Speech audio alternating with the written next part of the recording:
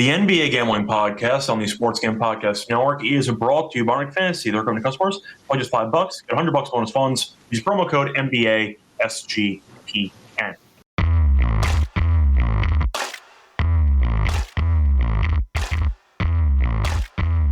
And welcome everyone to the NBA Game Podcast here on the Sports Game Podcast Network. It is currently Friday morning, November 7th, around 11 a.m. Eastern.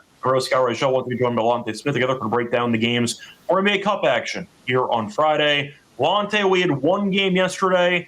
It was not a very good game because the Suns buried the Clippers in the second half, and the Clippers sat half their team. We have actual games today, so it should be a pretty entertaining day of basketball. You might be watching college, though. There's a big game between Kansas and North Carolina. But either way, Lonte, how's it going? What's up? Not bad, man. Thankfully, I didn't watch one dribble of that NBA game. But we got some good ones today. I mean, injuries I wish you could kind of turn injuries off here with all these guys getting injured, especially, some of the top guys. But still some good action, so I'm looking forward to it. Yeah, I'll point out the thing about yesterday's game. I did like the Suns. I like the under that both got there. I gave out Royce O'Neal a PR on the Propcast, which got there. My play for the show, though, I did gamble. I went for a big plus money play, or big-ish plus money play. And garbage time killed me. I had Zubac 3+ points each quarter at plus 300. And he did not play a single second in the fourth quarter. So he got there getting into the fourth. He had a monster game, too. He had like 23 points. And they just didn't use him because it was garbage time. Nice win for Phoenix. They're getting their stuff together. Jalen Green played, had a very solid game. And for the Clippers, they used a G League team, and they looked like it. So there you go. But either way, point is Suns, a nice job by them. Clippers below 500, so not a good start there in LA. But bunch of games to get into for the NBA Cup. We'll talk about those games in a second. Before we get into those games, a reminder that college basketball, of course, is also underway. Make sure to subscribe to the College Experience to catch their daily podcast. Download the SGPN app for free picks for every podcast. This show included, Propcast, tennis scaling podcast, you name it, but of course, college basketball. So if you want some free college basketball picks, check out the College Experience on the SGPN app. Free to download wherever you do get your apps. So moving on to the actual games here for the Friday NBA card. Starting off with the first game, Celtics against the Magic. Magic are laying 3.5. The over-under in this game is around 225.5 for the injury report in this game. So Orlando's healthy besides Mo Wagner. Team has not played well, but they are healthy. Celtics are 4-5. They're pretty healthy too. Of course, no Tatum and no Tillman for this one. But both teams relatively healthy. Orlando, I don't know what the hell they're doing at this point in the season. Boston we knew was not going to be very good, but we thought they might be feisty on the right night, and they have been as they're 4-5. I'll ask you, because on paper, Orlando should win. It is a potential revenge game after losing in the playoffs against Boston last year. But I really don't like betting on Orlando because I tried that, and Atlanta buried him with no Trae Young. So I'm not really interested in this Orlando team. Defensively, they've been a mess. Offensively, they've been better than I thought, but they can't guard anybody, which is something I didn't expect to say going into the season. I'll ask you because, Orlando at home laying a short number is tempting, but this team has stunk all season. So what do you want to do in this game? Yeah, it's a tough game. I've having a tough time playing Orlando as well. But they typically play Boston well. We saw it in the last two playoffs. They played them pretty well, and that was with Tatum. So now I think the roster, the record might not show, but the roster has upgraded as far as talent-wise for Orlando. So I kind of like them in this spot. They're coming off 3 days rest after their road trip. They have not performed well at home. They lost their last two. Boston's been okay. I think this is exactly how I envisioned Boston being. Heavy Jaylen Brown, heavy Jaylen Brown minutes, heavy Jaylen Brown production, and then kind of the ancillary pieces filling out around them. Josh Minot has been really good. I think he had like 20 in the last game. He's been solid. But they haven't been playing with a lot of pace. Boston's 30th in pace. Orlando does have some turnover issues, so that may come down a little bit because Boston's not going to look to push the pace. Mm-hmm. And I don't think Orlando will want to push the pace as well. I think we see an under type of game, physical, which kind of bodes well for Orlando and the under, which is what I like here. I think it's kind of correlated. So I like Orlando. I like the under. Just full disclosure, I haven't been really good on Orlando games, so take that with what you will. But, yeah, I like Orlando in the spot. Yeah, I think I agree with you, but I told myself after that Atlanta game, I am not betting Orlando until further notice. So this might just be a pass for me, but I think I agree. Physical game, we'll see what happens. I also don't want to put too much stock into what happened last year Yeah. because Orlando actually played defense last season, and this year they haven't. Bane's been pretty terrible so far this season, and we'll see how long it takes him to adjust. But yeah, it's been an ugly start for Orlando, so we'll see what happens. But moving on to the next game, you have the Cavs who are laying a ton against the Wizards. Makes sense. I mean, Mitchell had 46 points last game, so that kind of makes sense. For the actual injury report here, DeAndre Hunter's probable, no Lonzo, and no Strus, no Dean Wade. For Washington, you have no Koulibaly. The Wizards are really good at getting blown out in one quarter to sabotage everything they did in the first quarter. It's kind of what I noticed for this team. They're not bad for the first 10 minutes or so, and then they get outscored by 18 in the second quarter every time, and they just immediately get blown out. The Wizards stink. No way around it. We know the Cavs went healthy. Our solid Garland did come back last game, and we saw Allen play too. They're laying 13.5 on the road. They lost their first NBA Cup game, so you could argue that they might care about this. I'm not sure if they do or they don't, but they did lose to Toronto in the last game, the last game of this tournament, so we'll see.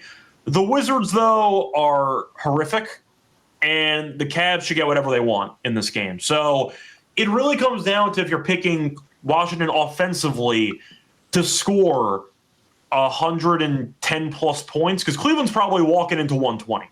So you need the Wizards to get to like 110. I don't good about that. So I'll go with Cleveland. It's a lot of points on the road.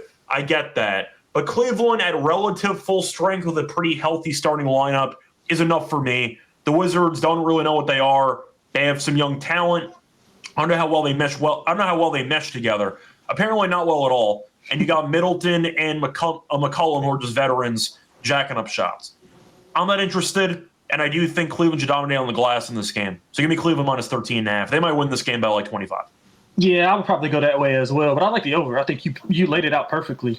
Cleveland should walk into like 120 plus. Darius Garland being back obviously takes some like pressure off of Donovan Mitchell. He's not having to initiate and handle the ball as much. And I do think Jared Allen being back, we talked about Evan Mobley's usage. I think you saw that firsthand in this game back with both of those guys being back. He's kind of like slid into like that third piece who kind of can roam around defensively with Jared Allen back. He's playing his natural position in the forward. So they just look more fluid whenever they have their full complement of guys. So, I mean, I would look over, if anything, and both teams top 10 in pace. Washington's over in 5 of their 8 games this year. They also turn the ball over a ton, 30th in turnover percentage. So that's going to allow Cavaliers to get out easy transition baskets. And Cleveland, they've had their guys in and out of the lineup. So they're 20th in offensive rating, which is not typically where you see a team this talented. But, I mean, Mitchell's carrying. 31.9 points a game, 57.5 and 45.5 shooting splits. He's been awesome. Cleveland's not been covering numbers as a favorite, 2-6 ATS as a favorite. Once again, they've had injuries though, so they are pretty healthy now compared to what they were. Yeah, for sure. Yeah, and Washington's 1-6 ATS as a dog. So, trending up is Cleveland. I would probably end up laying the points if anything, but I think we see a lot of points. I mean, Washington, they shoot the ball well. That's probably about the only thing that they do. They take a high volume of threes and they make a decent percentage. So maybe they can bombs away here and get close to like 110, 111. So I think that's what you'll need to get over. I think Cleveland will probably push 130. Yeah, unfortunately for me, I know I took this last NBA Cup game, which backfired miserably because Mitchell didn't play. But Cavs to score 100 points in the first 3 quarters of this game, it's only plus 154. Normally we're in the 3-1 range, 4-1 range, but I understand it. I can't take that at 154. But I think it probably gets there for this game. Moving on to the next matchup, you have the Raptors taking on the Hawks. Now for this one, Hawks are laying 1.5, and the over-under is at 236.5. Injury report, you have no Trae Young again, and you have no Duricic, who I think people didn't realize was on the Hawks. But they're 500. Both teams are. Toronto's played better lately, especially defensively, and they're fully healthy for this game. So Toronto, to mention the actual defense, they have allowed less than 105 points in 3 straight. Beat Cleveland. Cleveland was sitting some guys, but still only gave up 101. Beat Memphis, giving up 104. Killed Milwaukee. Milwaukee was on a back-to-back. Giannis played. They only scored 100 points. Now, the Raptors did have those last 2 games at home. They're back on the road. We did see Toronto beat Atlanta handily with Trae in the lineup in the opener as they won by 20 points. So I have a bit, I don't know if it's a Ewing theory or just something that I've believed in for the last couple of years, and I've said this on the show. I think Atlanta looks better without Trae Young. And defensively, they look a lot better. They've been good so far without him. And I think you're looking at a Toronto team that is starting to figure it out defensively. The scoring depth's a lot better for Toronto, so I do think that gives them some benefits here. Do I want to lay this with Atlanta? Because they killed Orlando, but I can't tell if that's an Atlanta's good performance or an Orlando stinks performance, and it might be a little bit of both. I'm going to take Toronto in this game. Even though I recognize the defense looks a lot better without Trae in the lineup and Jalen Johnson's become kind of a point forward for that team. Toronto has so many offensive weapons by comparison, and they're playing better defense.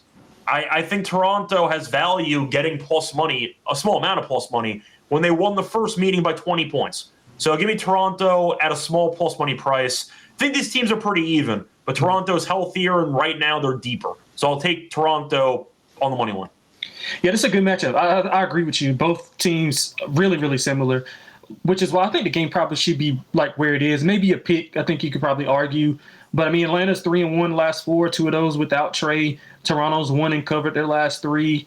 So, I mean, pretty similar to me. I'm going over 138, 118, I think was the first meeting.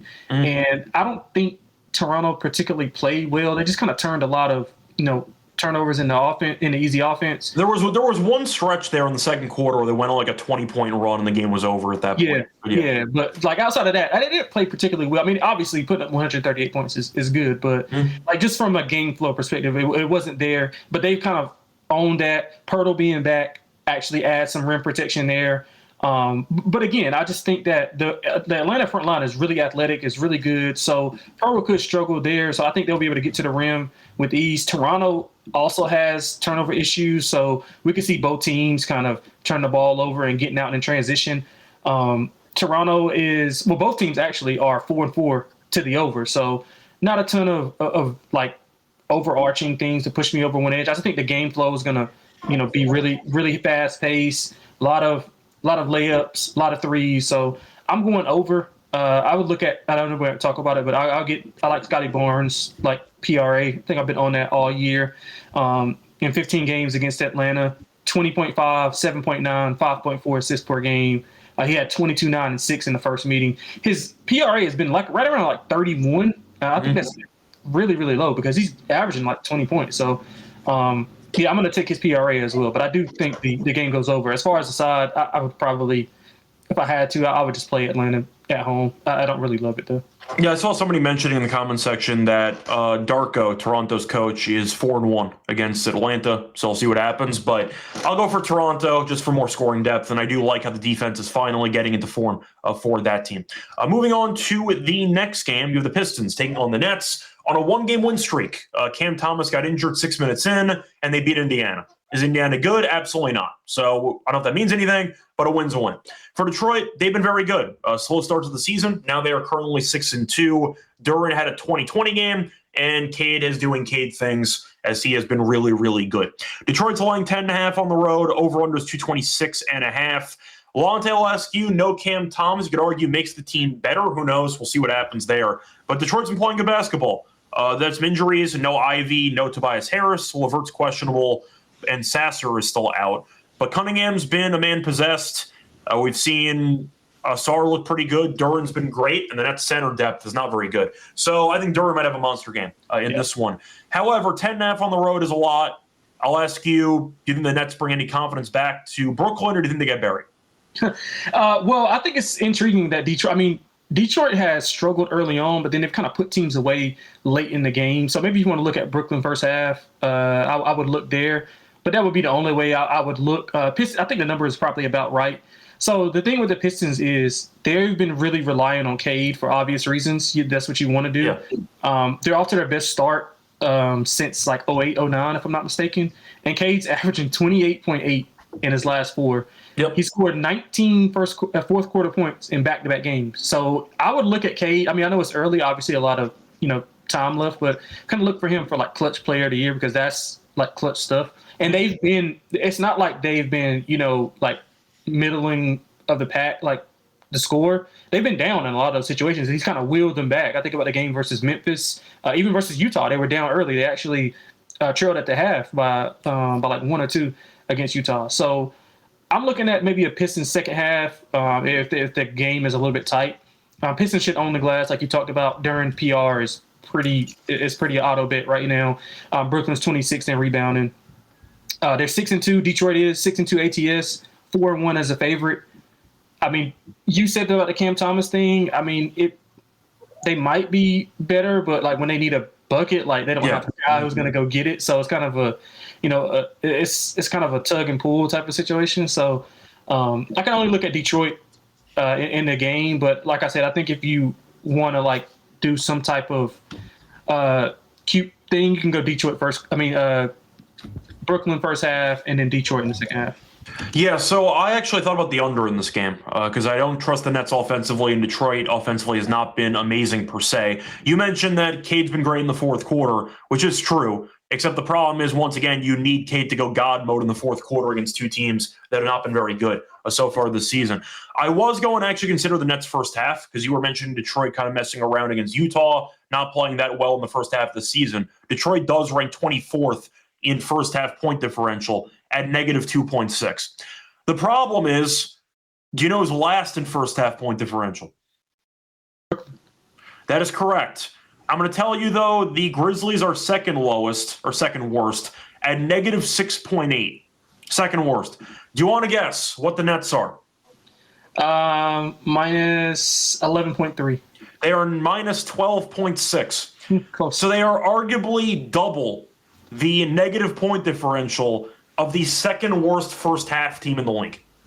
So they are lapping the field with ineptitude in the first half. So that's kind of the problem, is I wanted to go for the Nets first half, but they've been the worst first half team by a mile so far this season. So I can't really take that.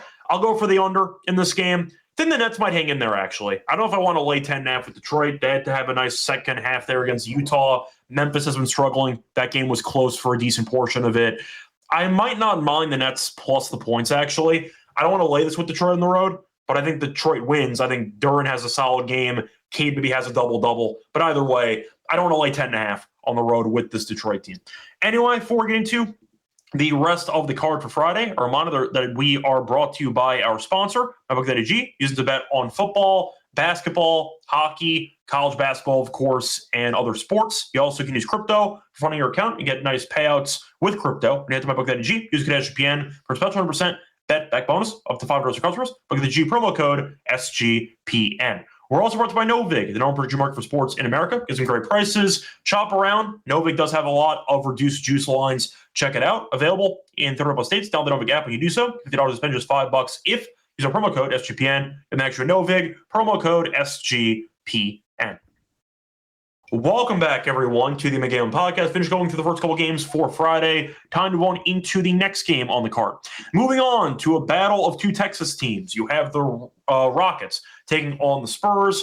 Over-unders at 223.5. For the injury report in this game, a bunch of injuries for the Spurs. You have Olynyk, who's questionable. Sochan's questionable. No Fox, no Harper, no Cornet. For Houston, Adams is questionable, still no Finney-Smith, and of course Van Vliet is out for the season. Houston, 5-2.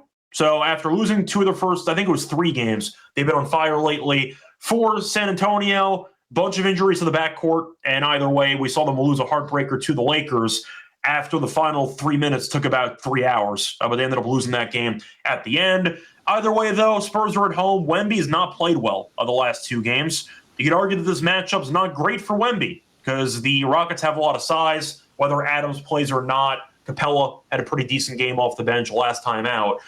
I'll ask you, because I think I like the Rockets. Both teams have guard questions. The Spurs still have Castle. They still have Vassell. But without Harper, they were kind of lack a bench punch, which I thought they kind of needed. And Houston, I think, has the size to at least frustrate Wemby. Udoka, good defensive coach. I think I'll have some game plans in store for Wemby. Seems like a lot of teams are realizing what they should realize, which is if we just make Wemby's life miserable, and force other guys to beat us, we're in good shape. And teams are starting to do that. So I do think the Rockets have a defensive game plan they can use. Almond, I think, can frustrate Castle on ball. Give me the Rockets minus 3.5. Yeah, I agree with a lot of what you said. I mean, we talked about the switch of scheme that Phoenix kind of implemented on Wemby, and the Lakers did the same thing. When they got that win, shorthanded, but I mean, they're putting a smaller defender on him, and they're not really doubling him until kind of late in the process and making him make a quick decision.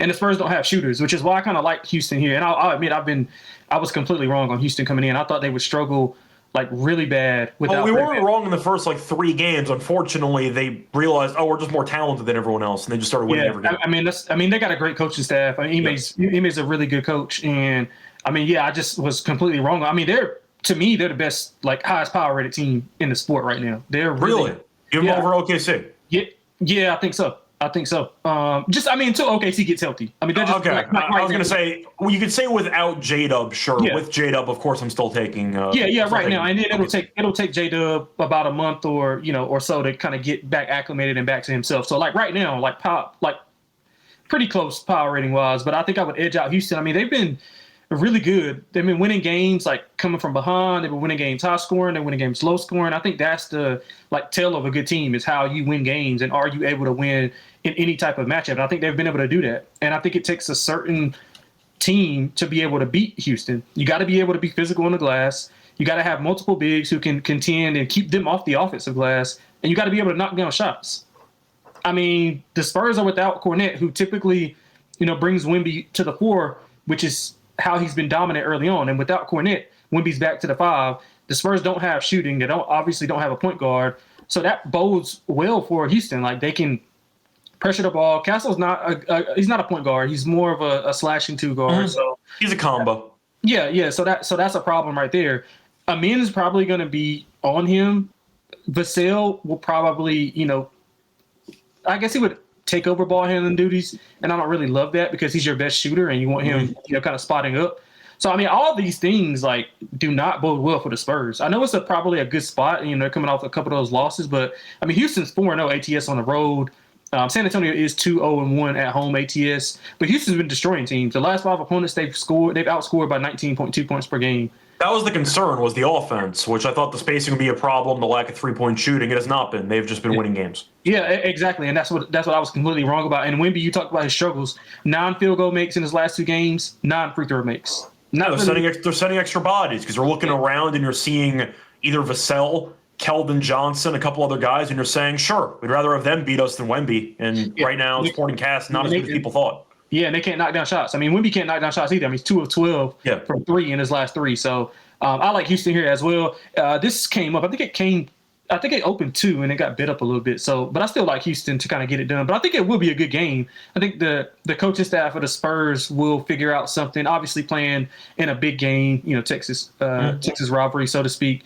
I think it'll be a good game. But I think the Rockets will beat them up on the inside. Maybe Wemby gets into early foul trouble because again, you're rotating all those bigs. You got a man coming in the lane. Like it's just they have so much stuff to beat you with, and I don't think the Spurs can quite combat that with their lack of depth. Well, that was the real problem the Spurs had early was that Wemby got into foul trouble guarding DeAndre Ayton, which wasn't exactly ideal. And then you ended up seeing him foul out towards the end of that game. So Wemby's been a mess in the last couple games, which is fine. It's still his second year. He's young and all, but the Spurs supporting cast is really not that great. Now, it's going to get better, of course, when Fox is healthy. Harper injury is a big deal, though, because he was a ball handler for that team off the bench, which they could use. Even Cornette being injured, who they paid a decent amount of money for, actually, as a pretty solid depth piece, and he's been out too. So the Spurs supporting cast has not really impressed me recently, and I think Houston's depth is better. So that's kind of my thoughts for that one. Moving on to the next game. You have the Hornets taking on the Heat, which I believe is the second highest total on the board. It was the highest. It was 243.5. Went down to 240.5. Now, Heat are laying 4.5. The over-under is at 240.5. Injury report, I do see that Bam is out. Hero, of course, is still out, and Rozier is trying to avoid jail somewhere. For the Hornets, LaMelo's questionable, Sexton's probable. Josh Green, Miller, and Williams are all out. So the thing about Bam is that we know he's a good defensive center. So you can argue with him being out, that might actually help the over. Having said that, Bam's been one of their better offensive pieces so far this season, so him being out could hurt the depth, offensively speaking, for Miami. So that's why the line has dropped about 3 points. LaMelo also might not play, so we'll see how that goes, but I'm not really a fan right now of Charlotte with no Miller and potentially no LaMelo. Miami at home I think is intriguing, but I mean, no Bam's a big deal. I think Ware's an entertaining big. He can't shoot to save his life, so he's very limited when it comes to his offensive ceiling. And we know Cockburn stands under the rim the entire time. So I don't know if it's a good matchup for Ware. We'll see how that goes when he embraces the starting center role for this game. But you know what? Norm Powell's healthy. I know he's very good. Mitchell's been good this season. Wiggins has been very good. Shout out to Andrew Wiggins. But I think I'll go for Miami, but I don't feel amazing about it. We saw them face off earlier this year, and Miami absolutely curb stomped them. They won by 27 points at home, scored 144. So I'll go with Miami in this game. Will I bet this? Honestly, probably not. I'm not interested. I kind of want to see how Miami plays without Bam in the lineup, but it's Miami or pass for me. Yeah, I like the Hornets. I like them even more. Does it matter if LaMelo plays when you say the Hornets or no? Not really. I think regardless, I think we'll get it. Obviously, I would want LaMelo in, but if he doesn't, of course. we'll probably just get a better number. I think. And Miami's been really good at home. They just haven't been playing a ton at home. Mm-hmm. I think they only play 2 games at home, and the rest of them. That's also why I'm picking Miami, though, because at home so far, a limited sample, they've been very good. Yeah, I think, but Bam being the hub of that offense kind of like talks me off of it because he kind of does everything. He's your de facto point guard, obviously going to take on the best defender, kind of orchestrates things. Davion Mitchell has been really good as well. I think we forgot to mention him. I mean, and Powell, he's leading the team in points and 3-point percentage. He's been out a couple of games, but who could really use Norman Powell right now? Yeah, of course. Yeah. That team in LA, maybe 2 teams. Yeah, shout out to Bradley Beal yesterday. What was he 2 for 14? Yeah, probably. I'm saying, shout out to Beal, who as the replacement for Powell. Now, Powell's really good. Yeah, for sure. But yeah, I think that the Hornets are, they're feisty, and they're accustomed to playing without LaMelo. I do think it's concerning that they, like, Brandon Miller just injury after injury. Like, it's not. Yeah, with LaMelo as well, who's already been banged up and whatever. Yeah. I mean, the Miller one's concerning, not even just because of the injury, but because there's no timetable. Yeah, like people have no clue when he's coming back. I think that's his shooting shoulder, if I'm not mistaken. Yeah, that's not good. Yeah, it's not. They've shown, like, whenever both of those guys are in the lineup, they've shown to be really competitive. So, I like the Hornets here. Let me ask you this. Miami's got Noah LaRoche who, orchestrated the Memphis offense, the less screens, the more ball movement, and they've been really. And Ja was he was still in Memphis right now. Yeah, well, I think Ja's a part of the reason why he's gone. But it's weird. It's weird that the Hornets. Guess the Hornets' offensive rating. What do you think it is? Like just where they rank in offensive rating.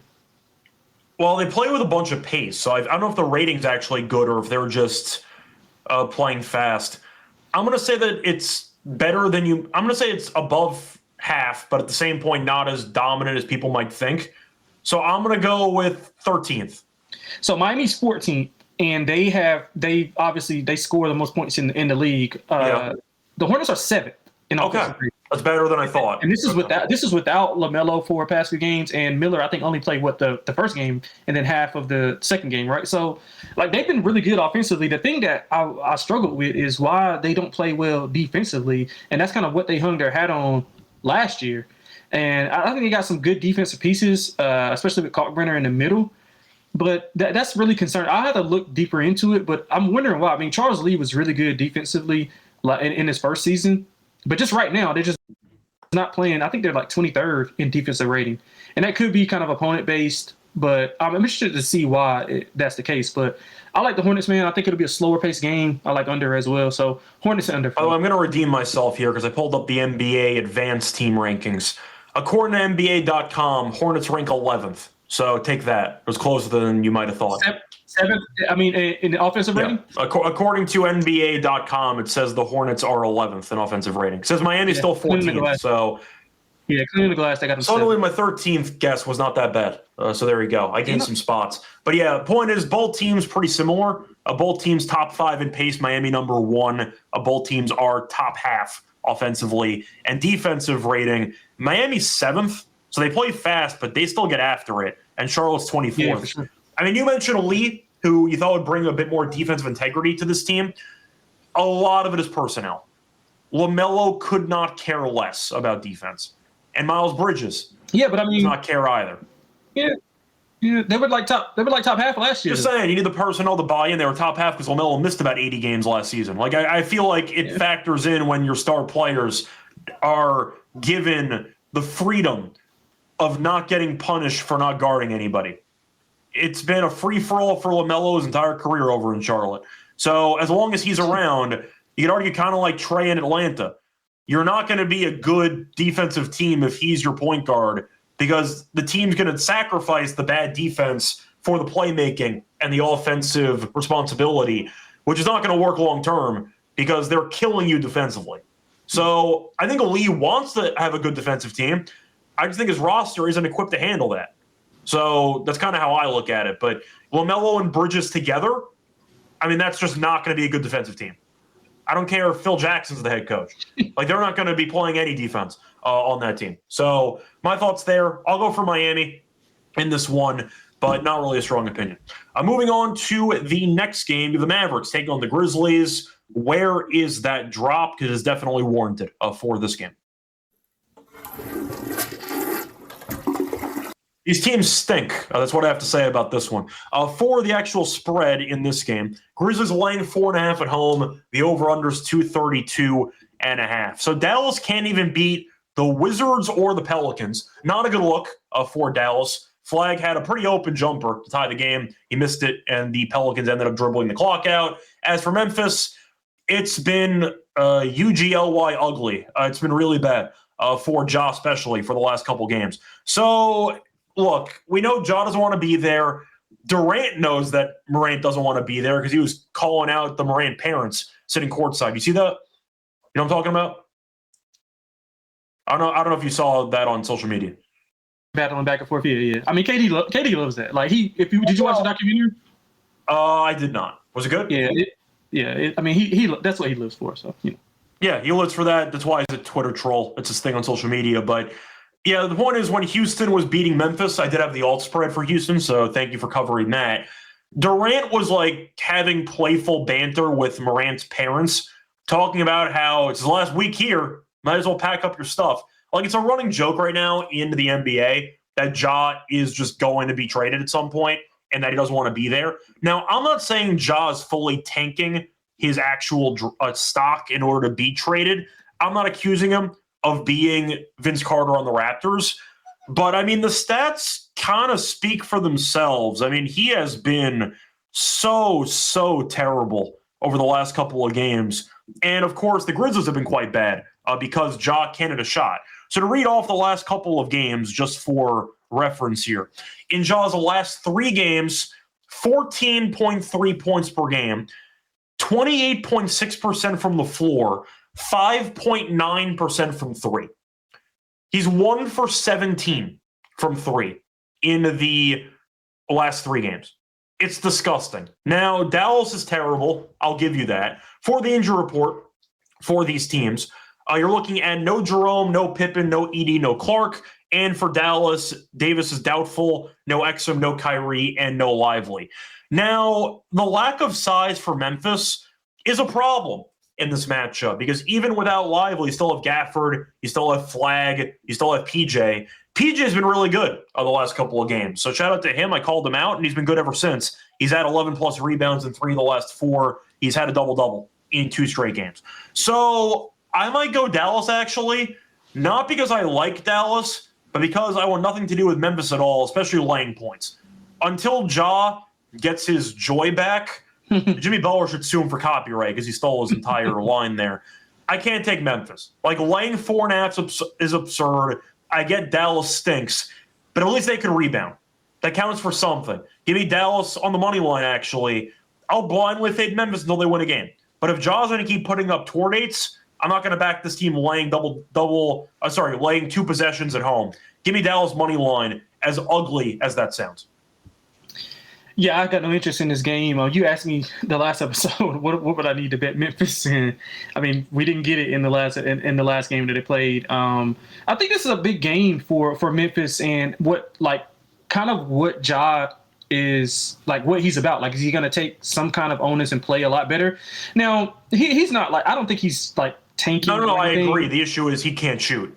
That's the issue. Yeah, I mean, and nobody around him can shoot, so they're just kind of boxes and elbows, putting everybody in the paint, and he can't do anything. They're basically creating a Giannis wall, except Ja is not nearly as tall as Giannis. That's basically the problem. Right, and so I think that has a lot to do with it. So while he deserves some blame for it, for his play and lack of like energy to get those guys going, I mean, a lot of it is on like some of the staff and some of the personnel around him. But I mean, Dallas is not good at all. I like under. Dallas is under in 6 of 8. Memphis is under in 5 of 9. Dallas obviously has some scoring issues. Under 105 points in 3 of the last 5 games. I can't trust anybody in this spot. I mean, Dallas is 3-1 as a dog, so take that for what it's worth. But it would be dog or nothing for me. But I do like the under, though. I think the under is like one of my favorite plays on the card. Yeah, I like the under as well. For reference, Memphis has scored less than 110 in 3 straight. So that does bode well for the under. I like the under with you. I mean, that game against New Orleans was a rock fight. New Orleans can't guard anybody. And that game was first to 100 wins, basically. I see J-Main mentioning in the comment section that Triple J 0-7 on his PRA over. So he's been printing. It's also why I hate this team. I can't stand Jaren Jackson Jr. I think that he, of course, has talent. I'm not denying that, but he's soft. He refuses to rebound as basically a 7-footer, and he is not a good passer at all. So if you're going to be pretty passive when it comes to actually getting rebounds and getting his teammates involved, I don't know what he does on the court besides block shots and occasionally drop 25.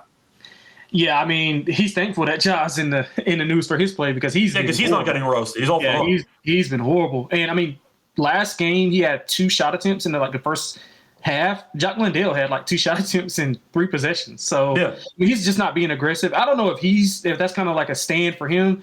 I don't know how long Isolo is going to last, to be honest, because it's evident. Like, it's not just I think they've already mutinied. I just think that you could argue Memphis fired Jenkins, so they feel like sunken cost. They're priced into giving him a full season. But based on what I've seen so far, with Ja basically quitting on him, with Triple J being terrible, with the defense falling apart last year once they fired Jenkins, it has been a disaster hire at this point. Yeah, I mean, I don't know what to do. But, again, it's kind of mixed signals because they're showing, like, they're favoring Isolo over the players, essentially. I mean, they got rid of Bane. They brought in all of these guys. Like, so it's kind of confusing. And that's a smart, like really, really smart. Yeah. To be fair, this core has not won anything, so I guess they decided, you know what, we're going to try a different direction. But clearly, when you hire a guy overseas to come over to the NBA, sometimes it's a work in progress. There's a lot of work in the progress right now because right now he's not cutting it. Yeah, that's for sure. So there you go. But with Triple J not being really anything of value at this point, and with Ja being terrible lately, I can't back a team whose 2 best players have been just horrific. So I'm going to pass. Give me Dallas in this one. I like the under, though, with you in this game. Moving on to the next game. Fun game on the card. You have the Bulls taking on the Bucks in Milwaukee. Bucks are laying 4.5. The over-under is at 239.5. For the injury report for this game, you're looking at Giannis, who is going to play. He's not even listed on the injury report anymore. Prince is questionable. Porter is still out. For Chicago, still no Kobe White, no Zach Collins, and Dosunmu is questionable for this game. Bulls, 6-1. Giddy, really, really good. Besides that, they just look like they're having fun out there. As for Milwaukee, 5-3. I mean, they've been fine so far this season. Nice win without Giannis against the Warriors, and then they ended up having a couple games after that. Ended up losing to Sacramento despite scoring 133 points, which is not ideal. Beat Indiana on that game winner by Giannis and ended up getting killed by Toronto on a back-to-back. So Milwaukee started off the season very hot, kind of cooled off lately. They're still fine, but Giannis does everything for this damn team. The Bulls, though, are fun. You know, Giddy gets his guys involved. The supporting cast has been good. Vucevic has been nasty. I mean, he had the game winner against Philly. And they came back from 24 down. Like, this team plays with heart. They play with grit. And I think that's good enough for me. I think everyone will be on Milwaukee because they're at home. You have Giannis, who's going to guard Giannis. I get it. I don't mind Chicago, actually. Chicago's been very good, and I'm impressed with what I see. But Milwaukee, even with Giannis having great games, they lost to Sacramento. I mean, Indiana was a sweat. Indiana's not any good. That game was a war. And Toronto, they got killed in. So not a fan of the current form for Milwaukee. I'll take a flyer with it. I'll go with the Bulls money line. I think it's going to be close either way. I think most people will be on Milwaukee. I think you might be on Milwaukee, to be honest. But I'm going to go with the Bulls. I'll be different. Give me Bulls money line. Yeah, I am on Milwaukee. But I don't disagree with what you said. But the common theme in those games where they didn't play well, they were on the road. I mean, they're at home now. They're really good at home. They're 3-1 ATS. Well, to be fair, home. The Kings game was at home, but yes. Yeah. Well, the other two, Pacers and who's the other one? The Raptors one was a bad spot, but yes, the home game though was against Sacramento. Yeah. So I'll chalk that one up. And I think that's the one that they lost. I mean, they're 5-3 ATS overall. I mean, my thing is they just have to rebound the ball better. I mean, they're 24th in rebounding. They got to get some. And they don't have a ton of size. Wait a second. They got to who's their center? Giannis. No, Giannis is their point guard. Who's their center? Who's Milwaukee's center? Oh yeah. Miles Turner. Yeah, is that a coincidence? They can't rebound when he's the starting center? Yeah, well, that's a good point. But I would think that they. I mean, I know it's kind of early to just be making moves, but yeah, they got to get a big body in to kind of get some rebounds and take some pressure off of Giannis. I mean, they're 24th in rebounding. Chicago's 8th. Vucevic is, like you talked about, been really good, so they have to do a good job of keeping him off the glass. But again, I think they can kind of stretch him out to the perimeter and with Miles Turner again. And that'll like negate some of the rebounding ability. But I mean, both of these teams want to play fast. They're both top 8 in 3-point percentage offense. I think Milwaukee may bury him here, to be honest. I like Chicago. I really do. Billy Donovan's a hell of a coach. I just think spot-wise, this is really good. Over is another one that I really like. Milwaukee and over at home has been really good to me. They're 4-0 to the over at home. They're 5-8 or 5-3 to the over overall. So I think we see a high-paced game. I like Milwaukee, and I like over. Yeah, so once again, I think a lot of people will be on Milwaukee. I know in the head-to-head they have been quite good. Then again, Chicago seems to have found some, I'd say, overall chemistry, which I appreciate. Yeah. I'll go with Chicago. I picked them to beat the Knicks in the last NBA Cup game, and they got that done. So the Bulls, you know what? They've been cashing people a lot of tickets so far this season. I'll back them in this one. I think it's close either way, though. I like the over. We'll see if Giddey has another triple-double, but I do think it's going to be a very fun game. I like the over with you, but I'll pick Chicago for this one. Anyway, moving on to the next game. You have the Jazz taking on the Timberwolves, another pretty bad game on paper. For this one, Timberwolves are laying 11.5. The over-under's at 232.5. Now, unfortunately for Utah, the tanking started early because Kessler's out for the season, so that sucks because he's, of course, a very good player. And we'll see if they trade him during the offseason, but he's done for the season, which means we get Nurkic minutes. We get Nurkic and Kevin Love minutes every game. So there you go. For the actual injury report, you have no Niang, of course, no Kessler. For Minnesota, Ant's questionable. What else is new? And Terrence Shannon is questionable as well. Now, I'm not saying Utah is good, but at the same point, Minnesota is not very good, and 11.5 is absurd. I think Utah can hang in there. We saw them hang in there against Detroit. I think Detroit's better than Minnesota right now. I was low on Minnesota entering the season. I liked their win total under at 49.5. I thought that despite making the Western Conference Finals, they really didn't do anything to make the team better this offseason. They lost Alexander Walker. They're relying on a bunch of young guards to basically carry the bench, which has not worked out at all, especially Dillingham. That has not worked out whatsoever. Gobert looks old. Conley can barely play. Ant's banged up already. They might bury this team. I cannot bet that. Give me Utah plus the 11.5. There's no chance I'm laying 11.5 with Minnesota right now. Yeah, don't worry. I'll do it for you. I like the spot for him. Okay. It's a great spot for Minnesota, and I'm not particularly high on them as well, especially with Ant being back. I think he got his legs back under him in New York. I mean, he generally play well at home, but they're just 1-2 so far and 0-3 ATS. They returned home from a 3-game road trip. The Jazz struggle on the road. They're 1-4 straight up, 2-3 ATS, so not too bad. But I think. Well, question: do you count the Pistons game as a cover or no?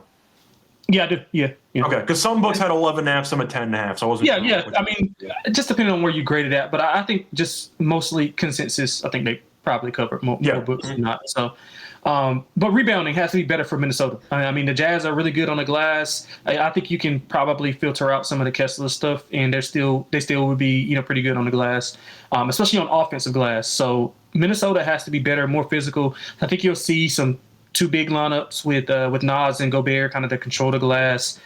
I think the Jazz will have a tough time scoring. Jay McDaniels will probably be tasked with guarding Lloyd Marketing, and I think that'll shut off the water and some of the things that they want to do for the Jazz. And once that water shut off, it's going to be hard to climb back up here with Minnesota's defensive effort, which I think will be on full display here. So I like Minnesota. I mean, early on, especially like first quarter, first half, but I think Minnesota really good win on a Friday. I think they win by 15 plus. Yeah, I can understand when you say it's a good spot, but I'll believe it when I see it. This Minnesota team has shown me nothing at this point to warrant laying 11.5. Moving on to the next game, looking at the Warriors taking on the Nuggets, massive spread. You remember the first meeting of the season, Golden State had a great comeback, and you ended up seeing Curry go crazy at the end of regulation. Problem is, he's not playing in this game. Butler's questionable as well. Draymond's probable. I said this last game. Draymond ended up not playing. He might get ejected because Curry's not playing, so keep an eye out for Draymond to potentially get thrown out early in this game.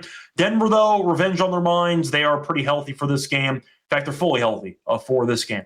Denver has been good this season, of course, 4-0 at home, 5-2 overall. They won every home game, and the last two have been somewhat close. Miami, they won by 10.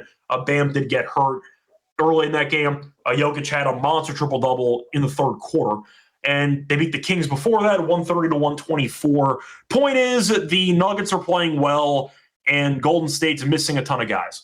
So do you think Denver covers this number, or do you think Golden State finds a way to hang in there? Because right now, I mean, Richard had a monster game against Sacramento, but they lost anyway. I like Richard. He's good. Kuminga played well, but you're relying on a couple of ancillary pieces to take massive leaps offensively to score. Not to mention, they probably can't guard Joker, so good luck. I think Denver might kill this team. But we've seen Kerr in different spots kind of get his team up for these games when they're missing multiple stars. So I assume Butler's not going to play. For reference, with the history that he has of injury, the back could be a bit of a problem. So I think he might be sitting. What do you like in this game? Yeah, and we talked about that with Kerr last game against Sacramento when they were like dogs, which I couldn't understand. I mean, Sacramento, number one, but yeah, in this spot, I think it's totally different with Denver. They're undefeated at home, 3-1 ATS. Golden State struggles on the road, 1-4 straight up in ATS. They have turnover issues, which Denver obviously when they get turnovers and they get the ball in Joker's hands, I mean, he's just gonna find guys running, streaking down the middle of the floor or on the side or whatever. So I think this will be quick and painless, man. I think Denver buries him. Yeah, I think Denver probably buries him too. If Denver won the first meeting, I can see a slip-up spot, but I don't think so. I think in Denver, I just think they're going to get pissed that they lost the first game. I'm not saying Aaron Gordon goes for 50 again, but I think Joker has a triple-double in this game again. Moving on to the last game on the card, you have another Westbrook revenge game. We saw him play Denver earlier this past week. Now he plays OKC. Thunder off a loss, which they blew a 20-point lead in against Portland. They're laying 10.5 on the road, and the over-under's at 232.5. Injury report for the Thunder. Dort is questionable. No Wiggins, no Williams, no Kenrich as well, and no Topic, of course. For Sacramento, Sabonis is questionable, and Murray is questionable. They paid Keegan Murray a bunch of money, and he's barely played. So we'll see what happens moving forward, but either way. For this game, Thunder should be pissed that they came and ended up blowing a massive lead against Portland. Sacramento's been kind of feisty. Are they good? No, but they're fun to hang in there. We'll see what happens, but I think the Thunder put this team in jail. Give me the Thunder minus 10.5. Yes, OKC or nothing. I don't have a team in this game. I can't bet Sacramento. I mean, I know Westbrook's kind of ignited a little bit of more feistiness and aggressiveness in them, and that's kind of good for especially the guards that they have and the young pieces. I mean, Nick Clifford is really, really good. And he started from day one, and he's been good for them. It's kind of a Swiss Army knife. He's not Westbrook, obviously, but he kind of has a similar game. And I think long term, whenever they kind of make some moves and maybe get DeRozan and Levine off the team and they kind of go to the younger guys, I mean, similar to what Chicago went through last year whenever they got rid of those two guys and they kind of went on a run. I think that'll be the case for Sacramento, but right now, not against OKC, especially coming off a loss. So OKC are nothing for me. The thing about Westbrook, though, is that Westbrook has the energy, and he's clearly bringing it right now for this team. Yeah. But now you have Caruso. We'll see if Dort plays or not. But OKC just has a lot of guys they could throw at him. And we know Westbrook's still not a great shooter. There are not many counters for Sacramento once the Thunder ramp up the aggression and the intensity. And if Sabonis is out, they're not going to grab a rebound because Ched and Hartenstein are going to bury him on the boards. So I think OKC kills him in this game.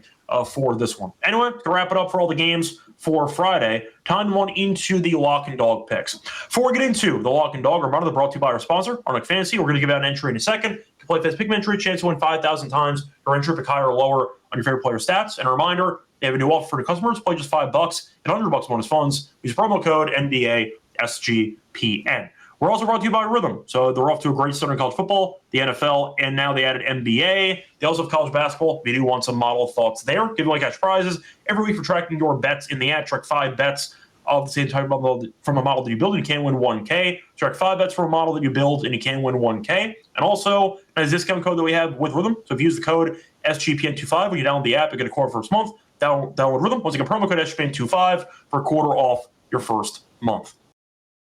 Welcome back, everyone, to the NBA podcast. Finish going through all the games for Friday. Time to run into the lock and dog picks. Lonte, I'll let you go first as always. What's going to be your lock and dog for the show? Yeah, so I'm going to go to a first quarter that I really like and a game that I really like. I like Minnesota. -3.5 first quarter Minnesota. I mean, I just think they come out and jump Utah early on. The Kessler injury is horrible, especially for teams who kind of wanted to trade for him, so that's even worse. But I do think the defensive prowess will be turned up a notch for Minnesota. Ant was talking about, how they kind of need to get back to their identity and what they do well. And him being back, getting that one game under him, I think that's kind of going to ignite them to go on a little bit of a run here, starting with this game. So -3.5 for the first quarter for Minnesota. For the dog, I'm going to go to your team, Scott. And we talked about the first quarter, first halves. I know that's not been good. I'm going to take +190, Brooklyn, first quarter, to win it. All right. For my lock, do I want to go with props or do I want to go with actual sides here? Yeah, I'm going to go with sides. For my lock, give me Houston, -3.5. I understand San Antonio is undefeated at home, but I have not been impressed over the last week.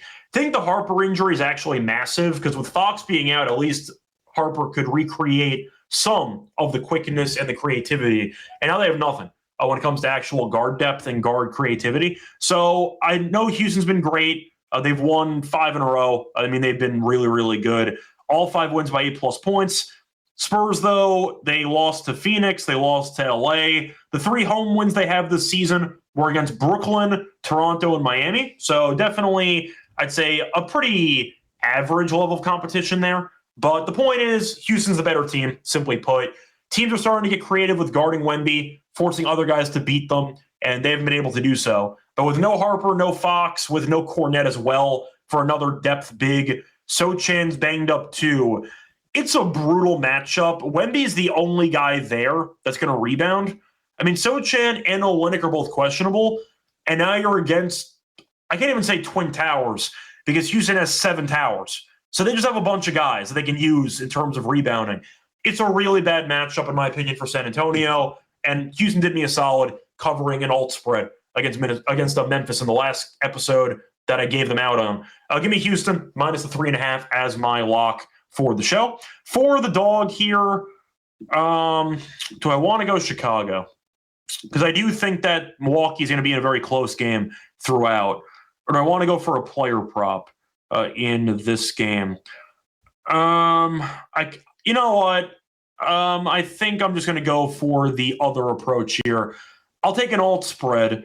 It's going to be a massive number, but you know what? I think this team absolutely stinks, and the other team's actually healthy for once. Good enough for me. We saw Mitchell drop 46 last game, so I do like the offense right now. Give me Cleveland -17.5 on the road at +145. Had an alt spread on the road with Houston last time out. That worked out for me. I was going to blindly fade Memphis. That was the runner-up, by the way, was Dallas, but that involves betting on Dallas. I can't do that. So give me the Cavs to bury this Wizards team. The Wizards are horrible. the Cavs might be pissed off that they lost the first game of the Cup to Toronto. So maybe extra motivation to get back into the actual group. So give me Cleveland minus the 17.5 alt spread at plus 145 as my dog. Moving on to the underdog entry. Lonte, anything you want to use for the underdog entry? I'm trying to figure out something that we both liked early on going through the card. I know we just talked about it in the chat. I like Gobert's rebounds. I mean, we talked about the physicality that they're going to have to play with. I kind of like his rebounds.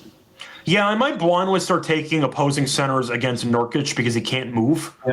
So that could be an option too. Gobert has not been that good this season, but it's a good matchup. And we saw Duran have 20 and 20. I think Keita might have had a double-double against Nurkic as well. I don't actually remember if he did or not. But the point is, we know that Nurkic can't move. So Gobert is going to be sitting in the paint the entire time. I don't mind that. You can find his rebounds available at around 10.5. So I'll go for that. Do you want anything with Giddey? Or do you think his numbers are too high? Any thoughts on Giddey? Yeah, I think it's a little bit inflated, but I mean, I don't hate. I like Powell's points. With no Bam.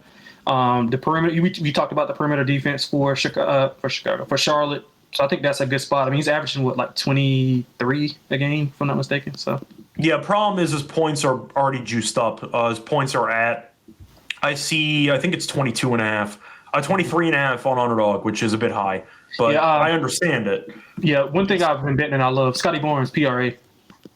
Okay, we can go with that. I'm fine. And Duran points and rebounds. Okay, so let me just pull all those up for a second. I'm fine with those three. So for Scotty Barnes, you said PRA, so I'm fine with that. Let me just see what underdog has it at 30.5. So that is fine there. And you said Duran, you said PR? PR, yeah. Okay. So Duran PR for this one is set at around 28.5. I'm fine with that too. He'll probably have 15 moves. Yeah, for the record, he's had at least 29 in 2 of the last 3 games against the Nets. So looking at the actual entry once again, the 3 picks for underdog are going to be quickly pulling it up. Okay, 3 picks once again for underdog. Going to be Gobert, higher 10.5 rebounds. Scotty Barnes, higher 30.5 PRA. And Jalen Duran, higher 28.5 PR. Just going to wrap it up with the show. Back once again on Monday with Terrell and I. Till next time, find me on Twitter, Rich Radio. Find him on Twitter at XXLonteXX. A reminder, support the show. Like, subscribe to the SGPN NBA podcast. Check us out on Twitter as well at SGPN NBA. Till next time, good luck to all of you and all of your bets. Bye, everyone.